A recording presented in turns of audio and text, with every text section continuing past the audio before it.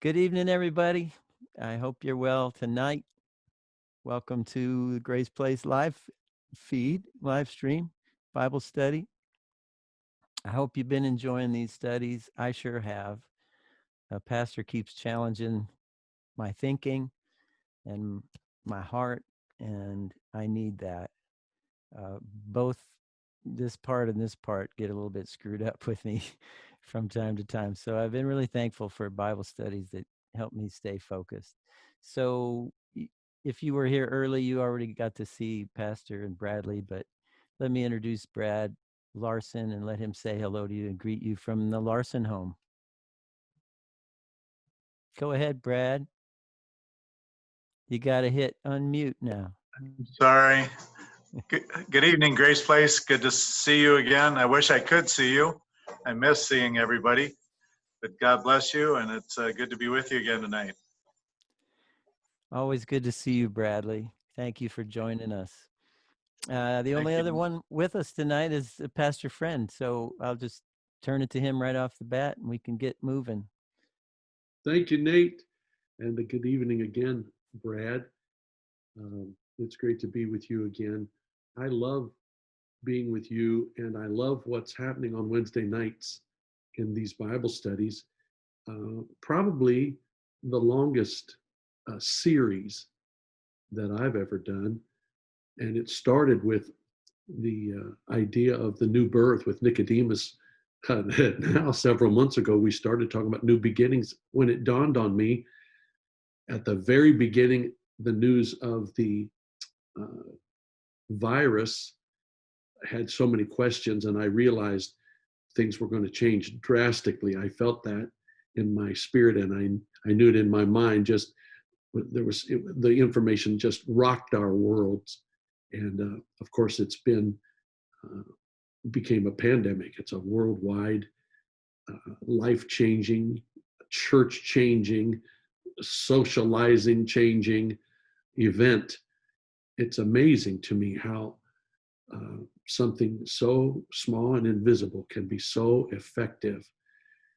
And if you have been mentally and spiritually affected by it, by staying in place, not specifically because you've been ill and it's been difficult for you, I encourage you to watch and share these Bible studies. And then especially Sunday mornings, I was thinking about it today, how I wish I could put on some of the Sunday morning messages over and over. Easter, last Sunday, I felt like I said what I meant because I've been so focused on Jesus, and I've been talking to several of my friends around the country about that. So I'm glad that you are here. Let me tell you, as if we were again all together and had dinner, what my thought is about this idea from the beginning. New beginnings, born again, start over, start new. And as this Bible study progressed, it dawned on me that there are some things that we can know about God from the beginning, the new beginnings, and from the very beginning. And I really want to talk about that tonight. And a couple of things I have to say probably will be a real challenge to your heart and mind also, as it has been to mine. We're going to start with the book of Colossians, chapter 1, verses 15 to 22. There are several places in the New Testament that kind of encapsulate whole ideas of the Old Testament, like the book of Genesis chapter 1, where we're going to read on purpose in a moment for details. But like John chapter 1, verse 1, in the beginning was the Word, and the Word was with God, and the Word was God. And then it's a revelation that Jesus was in the beginning because he was the Word made flesh. That one chapter can kind of encapsulate all of creation. And so does Colossians chapter 1. And we're going to read that right now. And here's what I want you to think about. What was revealed about God in the beginning, God's nature, is to be continued. It's a continual revelation of God's nature. Jesus became the exact representation of God, and we are the representation of God. And I wish we could say the exact representation. Nate mentioned the challenge to his heart and his mind. I'm challenged every day. This COVID, though it's so horrible, the sickness, and I know several people that have it, it's grown closer to our family and our home. Yet the demand for shelter in place, I've been so less social. Terry has hardly been out. It made a place in my mind for legitimate rest, legitimate sit still, be quiet, listen. And that's been so big to me. And the Lord has been dealing with me about this, his nature, who he is. And so you can think with me along the way. We have worked on our character, which means we try to be something that we're not. We try to change our character. God does not have a character. God has nature. He is nature. He's the beginning of nature. What he is what you see. And oftentimes what you see in me is not what I am. It's something I'm presenting. I'm trying to be something. And what I'm focused on right now is being what Jesus is, being like God, taking on the nature of God, not the character of a Christian idea. And think that way with me, because it'll change your focus and maybe change your life purpose. And that is to become like him, to take on his nature. Read Colossians 1 for us, would you, Brad? And watch again now for the idea of presentation. The idea will come at the end of this reading. First, the first chapter of Colossians, beginning with verse 15, please. Christ is the visible image of the invisible God. He existed before God made anything at all and is supreme over all creation. Christ is the one through whom God created everything in heaven and earth. He made the things we can see and the things we can't see, kings, kingdoms, rulers, and authorities. Everything has been created through him and for him. He existed before anything else began, and he holds all creation together. Christ is the head of the church, which is his body. He is the first of all who will rise from the dead. So he is first in everything.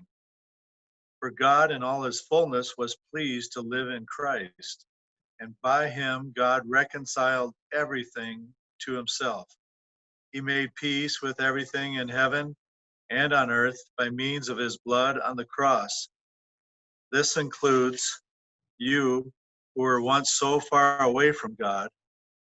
You were his enemies, separated from him by your evil thoughts and actions. Yet now he has brought you back as his friends. He has done this through his death on the cross, in his own human body. As a result, he has brought you into the very presence of God, and you are holy and blameless as you stand before him without a single fault. Thank you, Brad.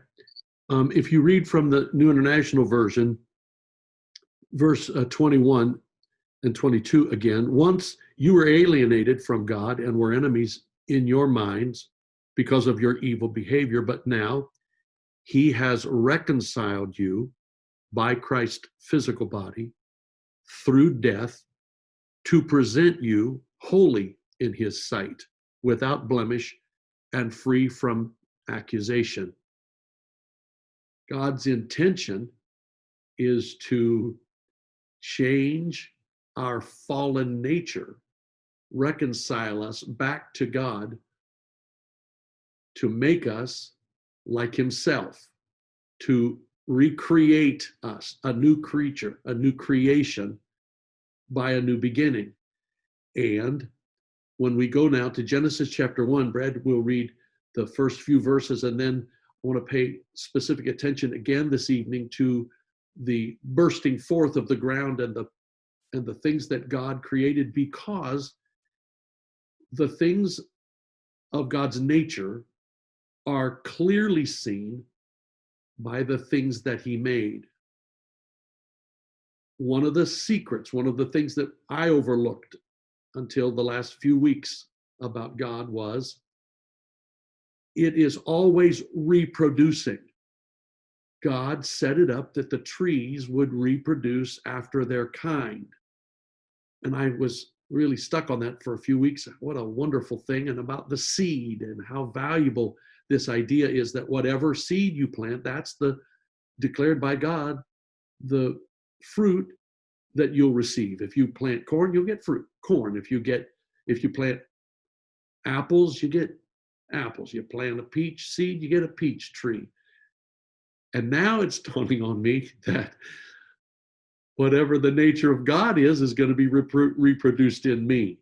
It's the story, it's the idea that we're going to be like him. And I have spent a lot of energy working on my character. And I'll just give you a little example. When we were in Bible college, a lot of young people, a lot of young men would come to Bible college from around the country. I came from a pastor's home. So the idea that we would go to church and my dad would wear a suit, a shirt and tie was not foreign. That's like the uniform of a preacher, a pastor. So when we got to school, they taught us, wear a white shirt and tie. And there were ideas pretty juvenile, pretty basic that they taught us. And I'm of the opinion that it would be better if you would go out without a suit and tie on.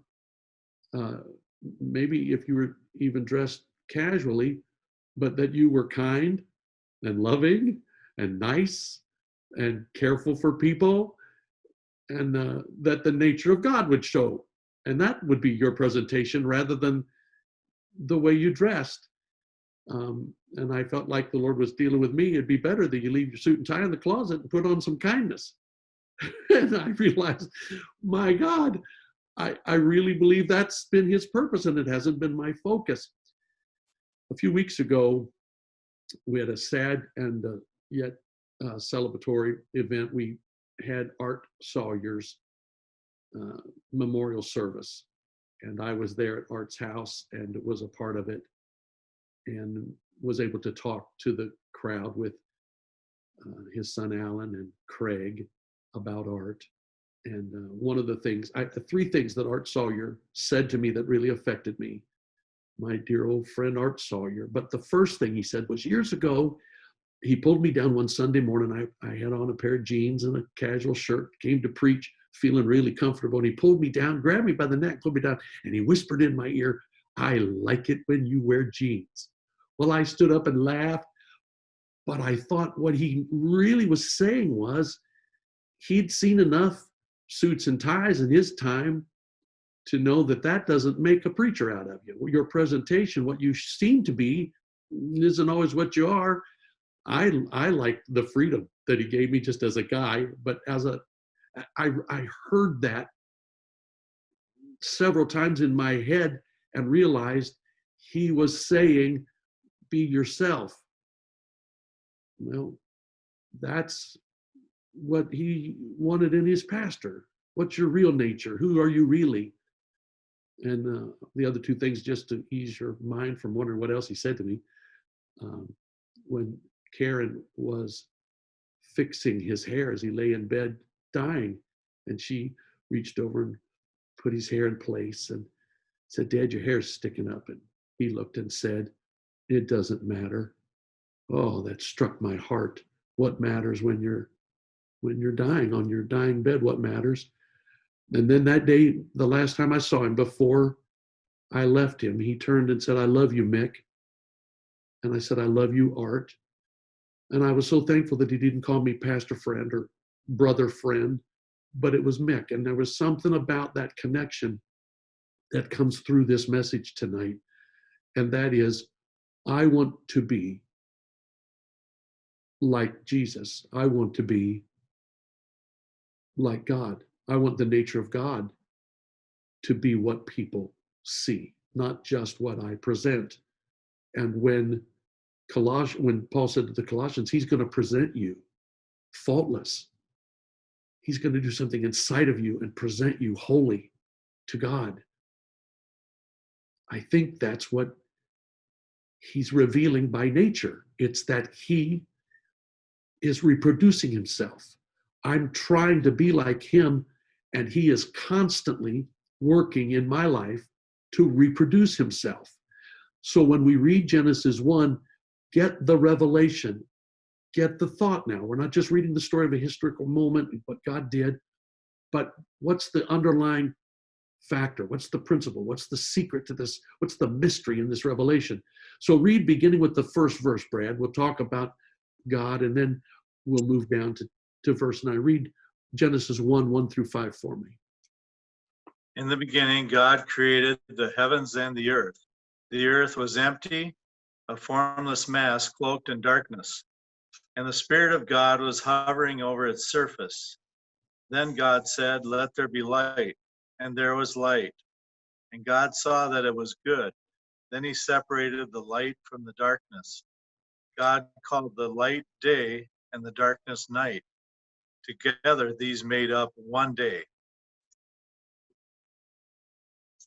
All right, please read again now, verse 9 through 13. And God said, "Let the waters beneath the sky be gathered into one place, so dry ground may appear." And so it was. God named the dry ground land and the water seas. And God saw that it was good. Then God said, "Let the land burst forth with every sort of grass and seed-bearing plant, and let there be trees that grow seed-bearing fruit. The seeds will then produce the kinds of plants and trees from which they came." And so it was. The land was filled with seed-bearing plants and trees, and their seeds produced plants and trees of like kind. And God saw that it was good. This all happened on the third day. And while I'm talking about this idea again, Brad, of reproduction, prepare to read the last portion of the first chapter. Begin with verse 28 and read the last few verses of chapter 1. And again now, I've contemplated the idea of seeds and the seed, the fruit with seed in itself over my lifetime. And I kept it in a smaller box and a smaller thought process than it has become today. I like the idea, like I said a moment ago, about, peaches have a seed, and you plant peaches, you get peaches. And that's such a powerful truth that you never have to ever wonder, no matter what happens in all of history, no matter what goes on, you're going to get fruit from whatever seed you planted. It's going to be after its kind. It never dawned on me, like it has these last few weeks, and especially the last couple of days, that Jesus Christ is the Word. The seed in the parable is the Word, and that God has planted His Word in me, and that what He intends to reproduce in me is His nature, not something I pretend to be, not character, not a part that I play in a play. It's not that you're trying to pretend to be something. Character, the word, denotes that you're pretending, you're a character, you're acting like something else. Honest to God, I thought that's what I was supposed to be working on. I'm supposed to be like Jesus. We sing the song, "To Be Like Jesus." On earth, I long to be like Him. And I've tried to make myself be like Him, do what He did, but it's not in my fallen nature. I have to be born again. The Spirit has to do something in me. His words, I hope you heard this Sunday morning. It's so big to me right now. It's overwhelming me. I have made what Jesus did and what Jesus said legal, a law. I have to do that. And I can't. It has to be the fruit of the Spirit in me. There's a war. Paul talks about there's a war in my head, there's a war in my heart, there's a war. I war against it because there's something in me, and I try to force myself. Brett, I've tried to force myself to be like Jesus, And what I'm doing is trying to put on a character. I'm trying to act like him. And I thought, this may sound harsh, but man, I wish Christians would be Christian. I wish Christians would be like Christ, because it's supposed to be in my nature. So God is reproducing his nature, not requiring a character. Now, the last part of Genesis, is going to reveal another portion of God that I'm not trying to spring it on you, but I want you to notice the idea of God giving, because God's nature is giving. His nature is to reproduce. His nature is abundance. The last 2 or 3 weeks, if you haven't joined us, I've asked for each of the people on to talk about what they think of God and his bigness. And we've talked about how all this is looking at the stars, how big he is, how great he is, how much God is. But I want you to see, with all that God made, how he gave it to them. Would you read verse 28, Brad? Yes. God blessed them and told them, multiply and fill the earth and subdue it. Be masters over the fish and birds and all the animals. Read on through the end of the chapter, please. And God said, look, I have given you the seed-bearing plants throughout the earth, and all the fruit trees for your food. And I have given all the grasses and other green plants to the animals, and birds for their food. And so it was. Then God looked over all he had made, and he saw that it was excellent in every way. This all happened on the 6th day. Read the first couple of words again of verse 28. God blessed them and That's told good. them. God bless them. All right. Verse 29. Read the first few words. What did God say in verse 29? God said, look, I have given you the There you seed. go. Yeah, I blessed you. God's a blesser. God's a giver. I don't want to get stuck on this specific point tonight, but please consider, if we have the nature of God, we are blessers, we're givers. It's abundance in our lives. That's the nature of God. God doesn't have a character. He's not playing a part. God has a nature. He is nature. We have worked on our character, and we talk about it a lot. The character of a man. My character, your character, what people see. So let's talk for a moment about this idea of presentation, that God is going to present, Jesus will present us holy. Think about presentation a minute.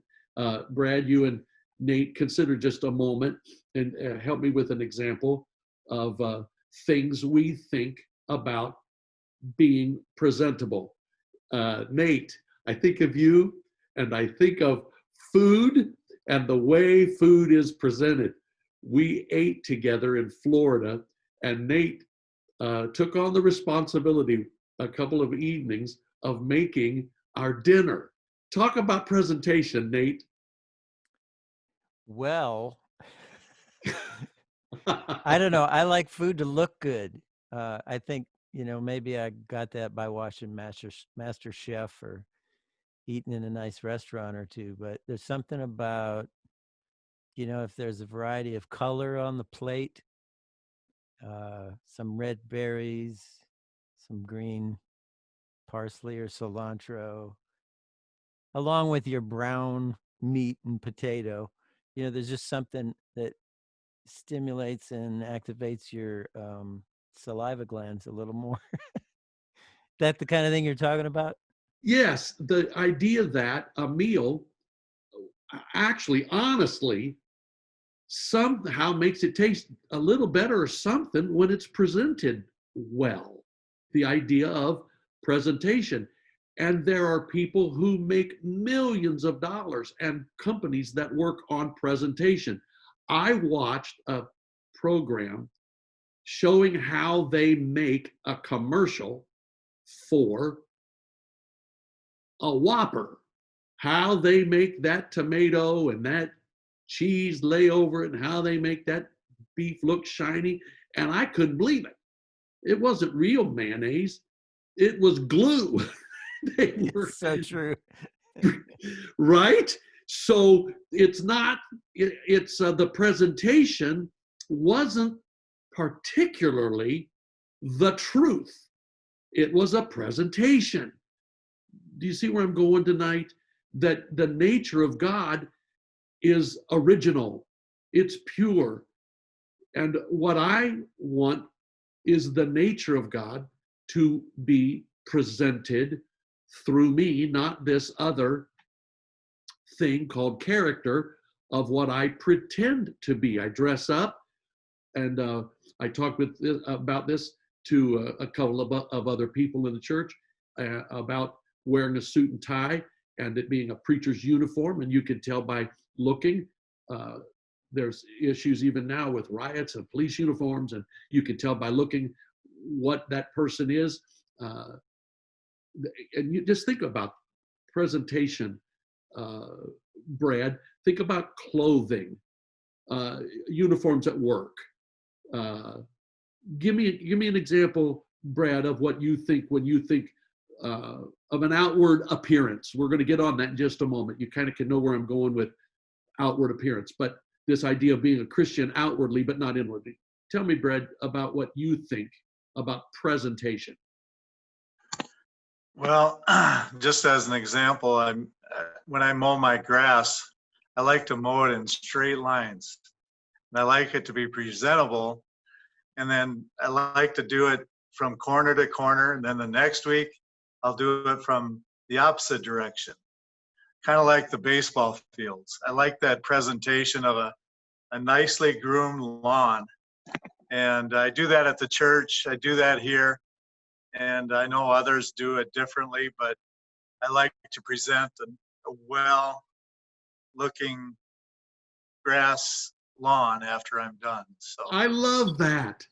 I do the He same does it thing. so well. He does it so well. And I mean, boy, compared to my lawn, which if I can bother to get out there and get it mowed is like, I think that's, I've achieved something. But man, I love to see it after Brad does a great job like he does. Isn't that the truth? Yesterday and today, our neighbors have had people come in working on their trees and shrubs, and their lawn is just perfect. As a matter of fact, now stay with me, I have mowed my lawn maybe a day or two earlier, and if I'm on that cycle, probably a few times more every summer than I would naturally have done it, because I know the neighbors are looking. I just, I maybe would let it go a day or two longer and possibly spread it out, because I think like this, if I don't have to mow it for every 7 days, well, then you've only got one, once a week over the summer. But if you do it every 5 days, well, then you end up mowing it 6 more times over the summer. And I think the same thing, Brad. I think that's so great about you. It just matters because of what? The appearance, what it looks like. And then I was watching them work over there, and they had a gal on the crew who was cutting the trees to her height. She was cutting the trees right at her height so that the bottom of the trees are all the same length from the ground up. It's the first time I've ever seen anybody do that, ever. I've seen tree trimmers. We've had people here trimming trees, but not from the ground up so that they're all uniform on the bottom. Man, it looks great. It's a great presentation. But I was thinking, man, I've been to India. I've been to Africa. I've been places where people would be glad to have enough water to drink, much less water some trees. And I'm thinking, we really have pressure. There's a pressure, some pressure to make a presentation. I hope I'm making my point, because we've made such a big deal about what it looks like. What's it look like? And Nate talking about food, and you talking about a lawn, and honest to God, it doesn't matter. It really doesn't matter, but it matters to us. And I think we're in a society where we're forced into a mindset that wonderful thing about the food presentation. Terry, the table that this computer sits on right now is our dining room table, and I'm sitting in the dining room, and here on my right is the Terry's china, all this china and when she lays out a table, even before the meal, I mean, everything's just exactly right. It's just beautiful. Matter of fact, she's got friends and family. They want her to take a picture of the table. Then they want to take a picture of the food. She'll send pictures of her food because it's presentable, right? I The don't want table you. looks like Downton Abbey. Honest to God, she's got a gift. She loves that. Well, now I'm going to tell you something, a terrible secret. Terrible. I'm going to tell you a personal secret. Terry and I have been married. We got married in 1978. So what's that? 42 years, 44 years, 44 years I've been married. For the first 3 decades, you got to think about decades now, 30 years or so of our marriage, every morning of my life, I would get up, get a shower, shave, brush my teeth, fix my hair, and get dressed so that when my wife saw me, I wasn't in my boxer shorts, hanging low in a t-shirt up above my pot belly and my hair hanging out and nasty. Every day, I made myself presentable. She used to laugh at me. We talk about it with the kids. I made an effort to be presentable to my wife every day. And she said, why do you do that? I felt like that's what I had to do. Well, I don't know when I quit doing it, but it's been about 10 years now. Now, I don't know. I don't think I want to see anybody. I even go to the prayer chair and I say to God, look, I'm sorry. I'm hardly presentable here. But I heard that I knew, I'll just confess, I heard and knew of a woman that was my mother's age that did that. That's what I'd heard, that she'd done that, got up, got dressed, got presentable so that her husband never saw her, looking like she really, really was. And I thought I probably should do that. When I got married, I thought I should do that. And I did it. Honest to God, Terry's in the other room. I could call her in here and she'd tell you, she'd laugh at me and laugh with you guys at me. Isn't that a terrible pressure that I would think I should get up and comb my hair and shave and put on clothes and be presentable? Then when she'd wake up, I looked like I was ready to go out. There's something about this idea that we have tried to pretend or make an appearance. We call it presentable, presentation. And I think it was fun to her. She knew that I cared about her, but I don't know that it made her love me anymore. And I sure was under a lot of pressure. And I want to talk to you about letting the nature of God grow in you now. Start now. It's a new beginning for you. This may be a new thought for you, a reprioritization. But from the beginning, God was showing that there's this repeatable nature. What you plant, you're going to get. What He is, that's what we're going to be. We were made in His likeness and in His image. I don't understand, and I don't really agree with all of the doctrines that come out of what we call the fall, what happened to man when Adam and Eve sinned in the garden. I don't know. All I know is something was included in that affected our nature, and that rather than going back and making our nature like God, we've tried to dress ourselves and have a character like that, like Jesus. We tried to force ourselves into becoming something. Now, one of the great examples, Brad, if you would turn to 2 Samuel 14, here's a story. This is the story of Absalom, David's son Absalom. And in 2 Samuel 14, verses 25 and 26, we get a description of Absalom, and then we're going to read a little bit about him and his nature. 2 Samuel 14, Brad, verses 25 and 26. Now, no one in Israel was handsome as Absalom. From head to foot, he was the perfect specimen of a man. He cut his hair only once a year, and then only because it was too heavy to carry around.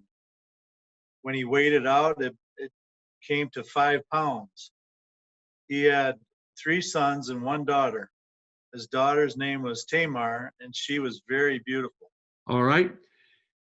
Absalom was without blemish. Now, if I leaned into this camera just a little bit, you could see blemishes. I've got blemishes from the top of my head to the sole of my feet. As a matter of fact, right here somewhere on my scalp is a little tiny mole that I've had all my life. And I'm going to tell you, this is cute because one of my kids has a mole on her baby toe. I have a mole on my baby toe. So from the top of my head to the sole of my feet, I got blemishes, man. I got blemishes. I just got them.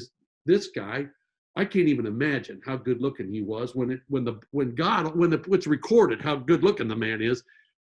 I mean, he was beautiful.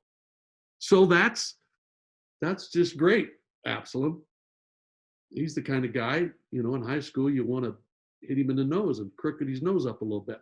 Anyway, look at chapter 15 because we're talking about what he appeared to be. And the next chapter, we're going to see a revelation of Absalom's soul and his heart. This is King David's son, special son to David. David loved the man.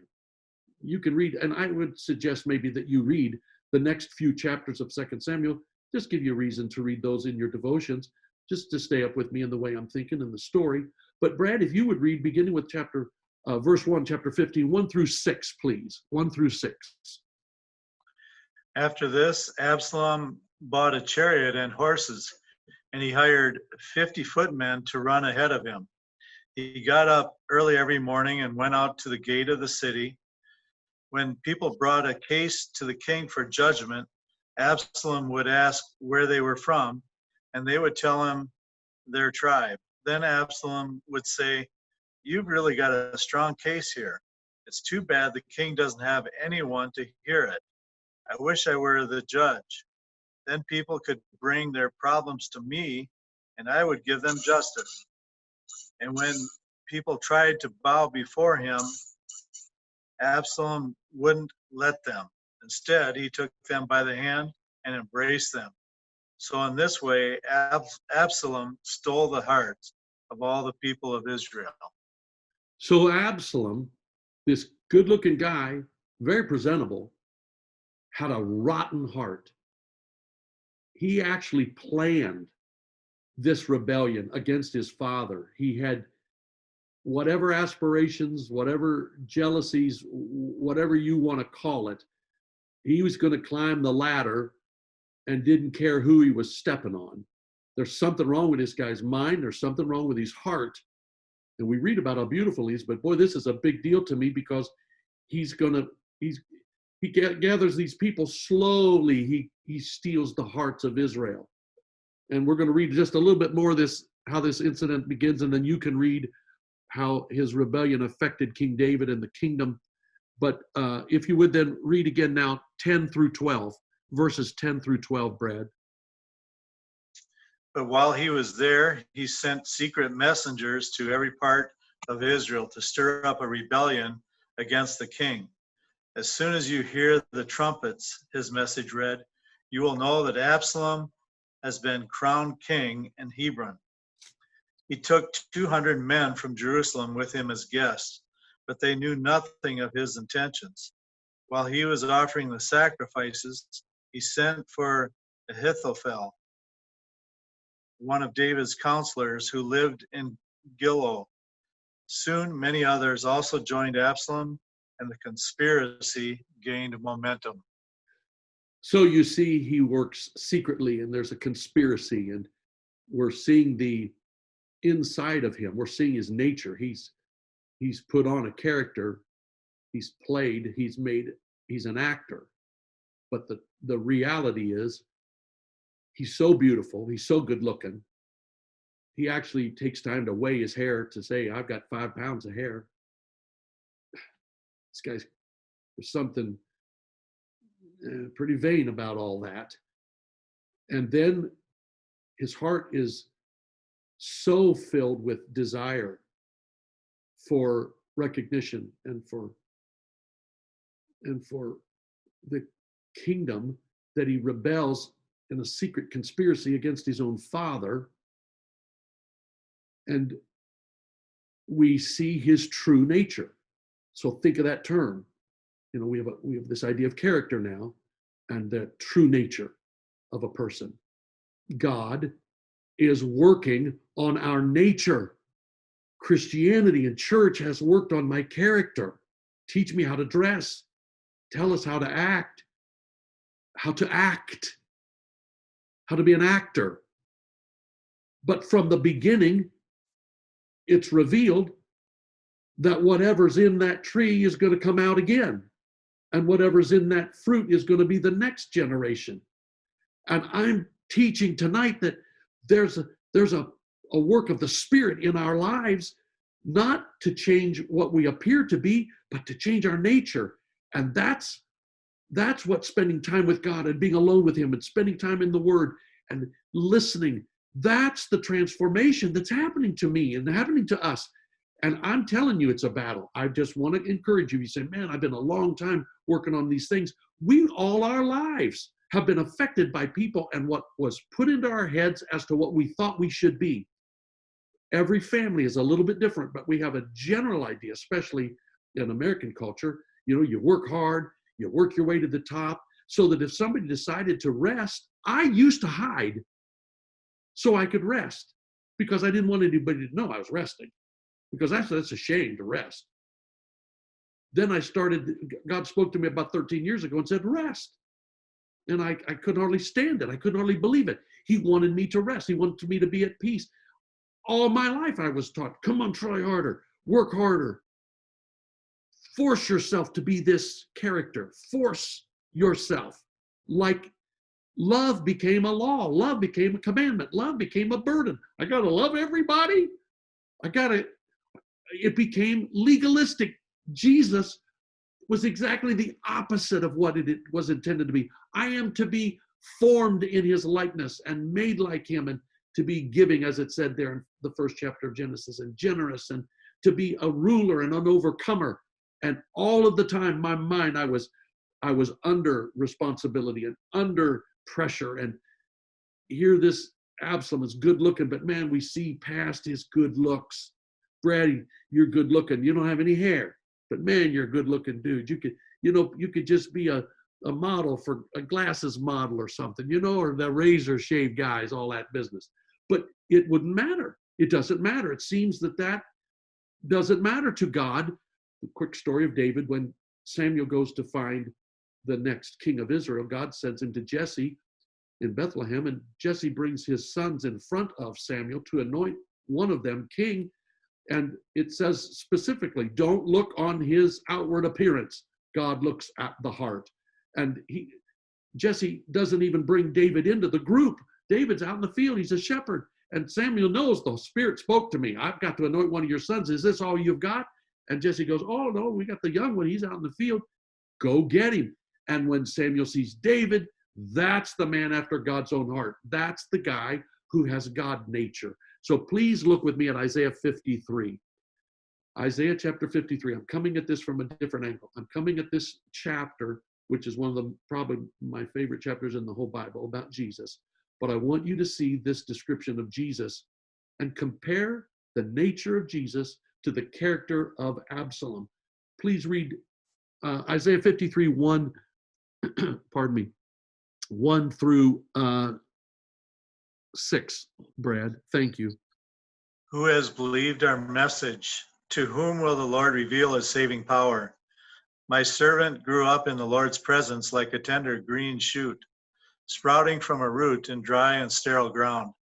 There was nothing beautiful or majestic about his appearance, nothing to attract us to him.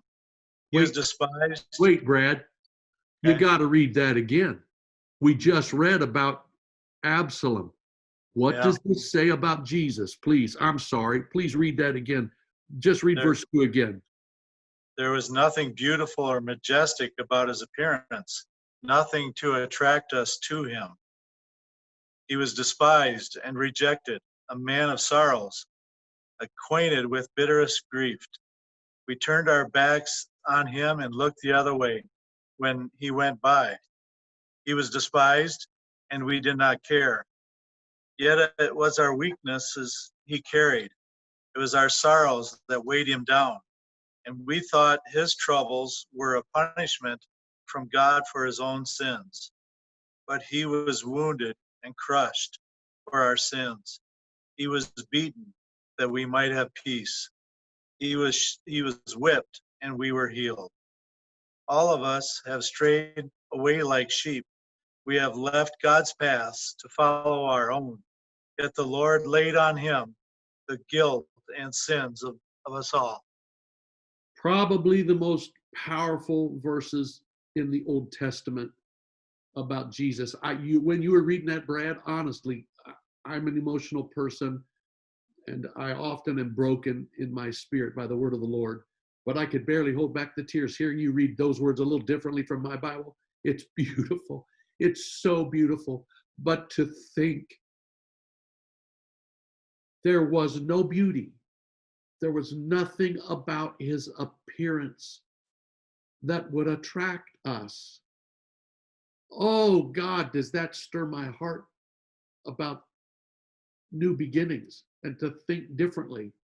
And from the very beginning, God showed us this reproducing, this continual reproducing of the same after its kind, and how much effort I've made into appearing to be a whole new species, what we call Christians. I don't want to be that.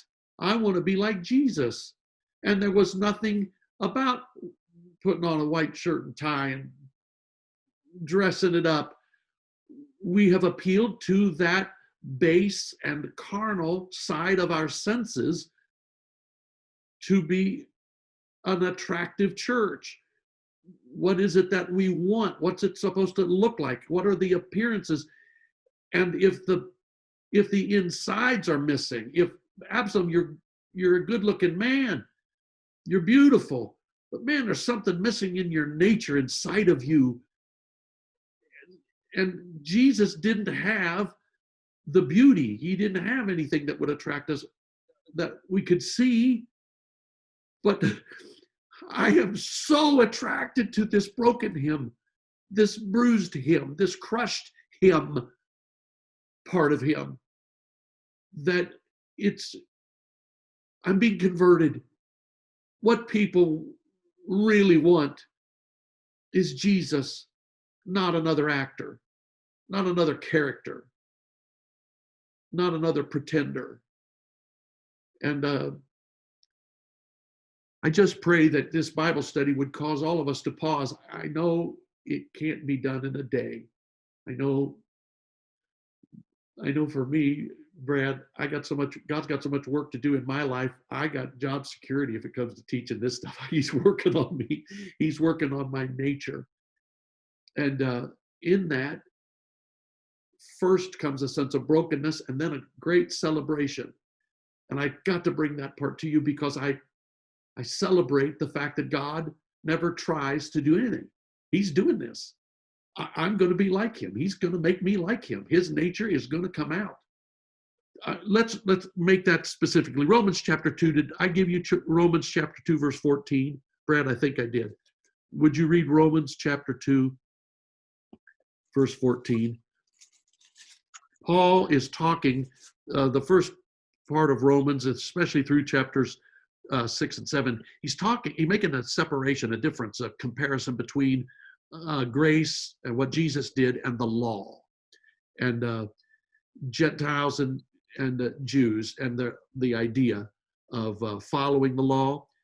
Would you read verse 14, chapter 2? Even when Gentiles who do not have God's written law instinctively follow what the law says, they show that in their hearts they know right from wrong.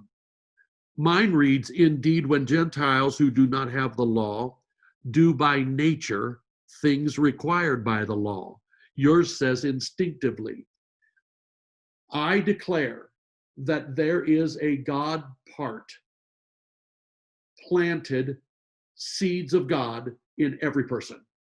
I believe there might have been a time before Jesus when there was a separation from God. It seems that God dealt with people, even Israel, and there were harsh punishments meted out because people's hearts had turned from God. And he mentioned that. He said, hey, you bring sacrifices and you sing these songs and you say all these words, but your hearts are far from me. When Jesus died on the cross, we were reconciled to God. We were brought back to God. We were brought back to Genesis 1. We're a Genesis 1 creation where now what is in us is going to come out of us, and God's nature has been planted. Brad, I want to give you hope. God planted his nature. You were filled with his spirit. I'm going to pour out my spirit. I'm going to plant seeds of me in everybody. Hallelujah. And I have hope because that's what's working in me today. And because I'm a preacher and because I'm trying to help people, it's what's coming out of me. I realize that the nature of God is what is working inside of me, and he's removing the pressure and all of the responsibility to pretend in the character that I have practiced. He's replacing that with his nature. And Gentiles who don't know the law, didn't know the law, especially in Paul's time, he's talking about people that have never heard of the law, never heard of Jesus. They're doing instinctively, by nature. There's something in them that's doing the law. Now, he's not referring to the 10 Commandments and all of the ordinances. Jesus sums up the law and says, if you want to know what the law is, the whole law and prophets is love God, love your neighbor. So when Paul saw people who didn't know the law loving one another, he said, they're by nature. That's just it's in there. God put something in us. And I am believing that what God is doing, especially right now in this COVID, oh, to God, that you all would find a Bible and a cup of coffee or a glass of water and a place in your home where you could sit and be quiet, turn off the television, away from everybody. I get up early on purpose. I get up early every day of my life. Matter of fact, our new neighbors across the street mentioned it because I turned the lamp, the light outside on the porch out, and my lights come on in the morning in the corner. And I get up early because I need to be with him. I crave it. Something's happening. Good is happening to me. But it isn't my effort. I'm listening. I'm resting. And his nature is being recreated in me. The seed is going to bring forth a tree. And that tree is going to bring forth fruit. And that's the hope that we have. So we stop trying. We rest in him. We listen and let his nature infuse itself. He makes us like him. I got to calm down. I see my face. I'm going back and forth on this computer. I'm screaming.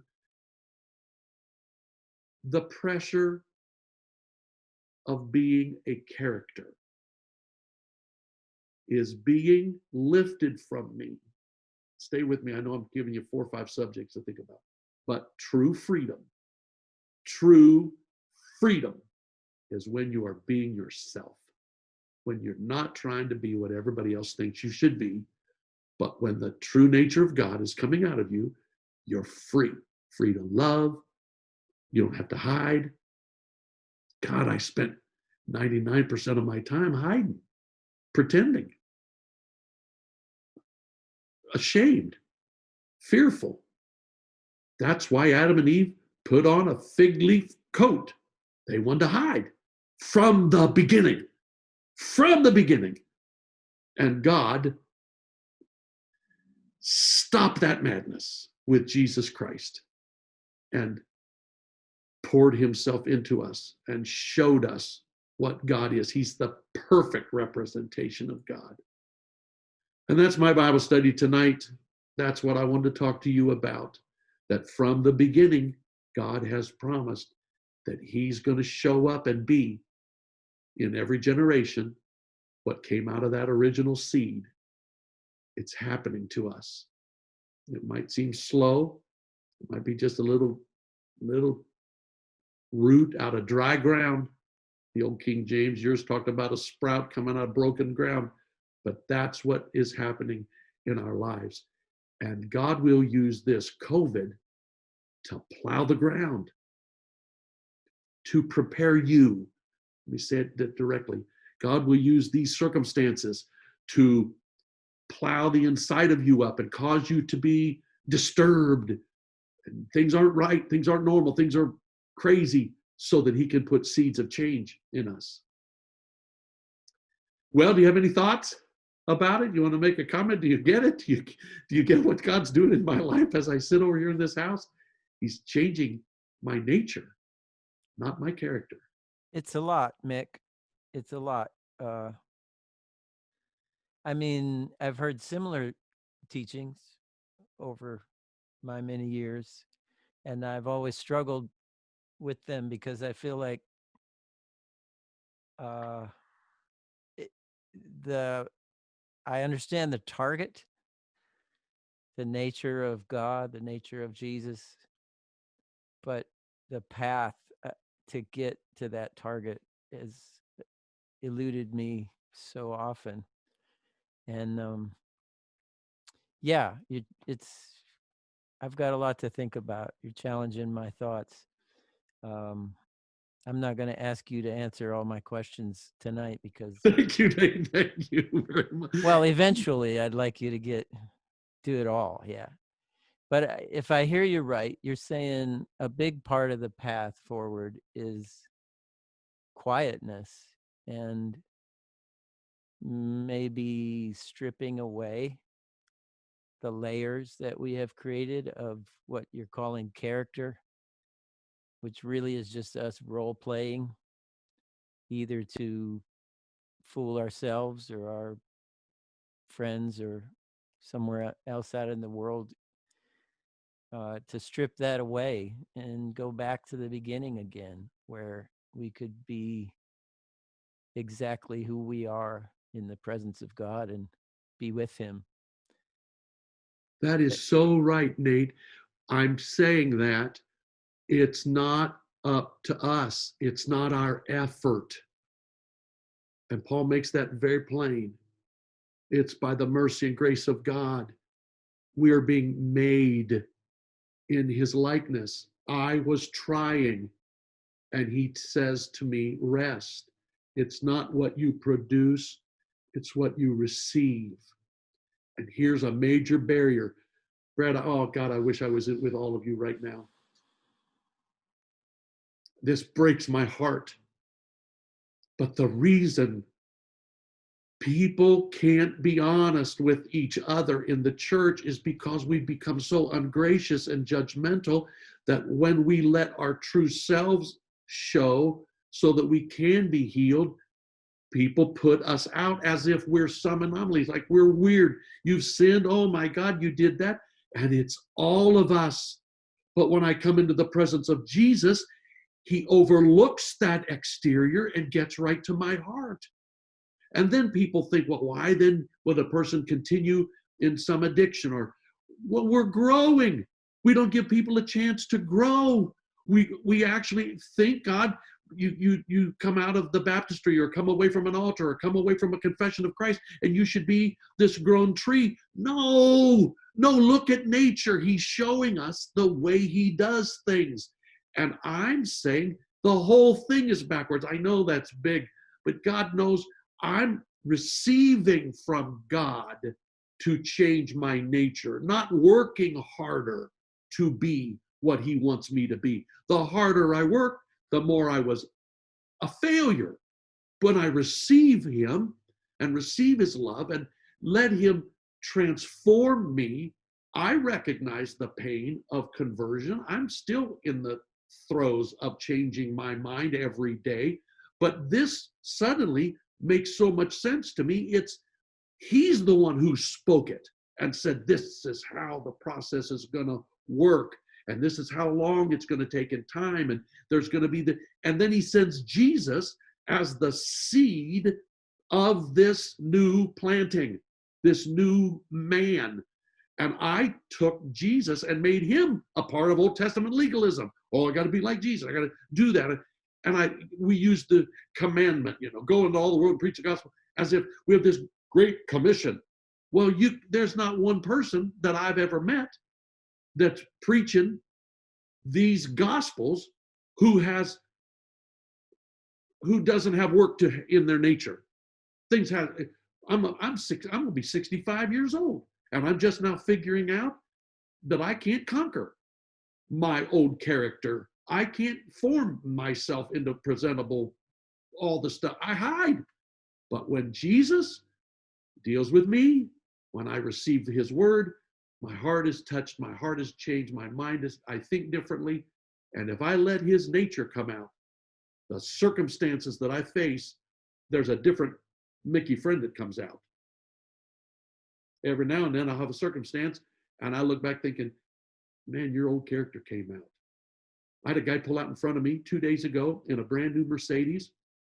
I was going down the road about 50 miles an hour, and honest to God, I think he just might have been on his phone or something. He completely ignored the fact that I was coming on a 4-lane, pulled right out in front of me. I mean, it scared me terribly. I did not come up on his bumper like you do sometimes when you're just being mean, Brad. You know, it's be mean to show you you're there. Brad doesn't do that. No, Brad, I didn't mean Brad. I should have said Nate.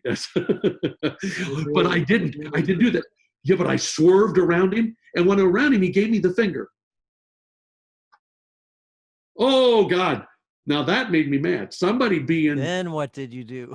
I tell you what I did. I pulled over to the right-hand lane, and we switched places. He went to the left, and I got out of my car. I said, do you want to pull over that parking lot?